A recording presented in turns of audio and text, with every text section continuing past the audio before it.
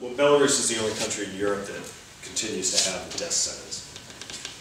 This bombing, to me, is very suspicious for a couple of reasons. One, they arrested these two guys and suddenly discovered they were also responsible for explosions that took place in, what, 2008 and 2006. Why they didn't find them before, I don't know. Lukashenko showed up with his young son within an hour of the explosion. That's very unusual. A leader usually would not show up at the scene of an explosion of a bombing unless he knew for sure there was not going to be a second bomb. Barack Obama would not show up at the site of a bombing within an hour of its happening. So that suggests to me that Lukashenko and the KGB had some role in this bombing.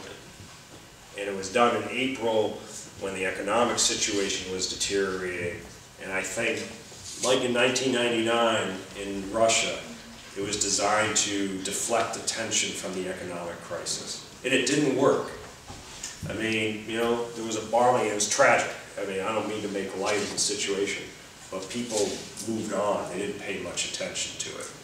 So it seems to me that there was this miraculous arrest of these two people, a speedy trial, which it obviously didn't meet international standards, and now these death sentences so that these guys can never speak. I think the whole thing is very suspicious. And I was in Europe at the time of the bombing, and I was with someone who had the exact same reaction when we heard about it. He said, "This sounds like 1999 in Russia all over again." And I'm very suspicious about that bombing, of those four bombings, I should say, as well as the bomb in Lausanne that didn't go off in Russia.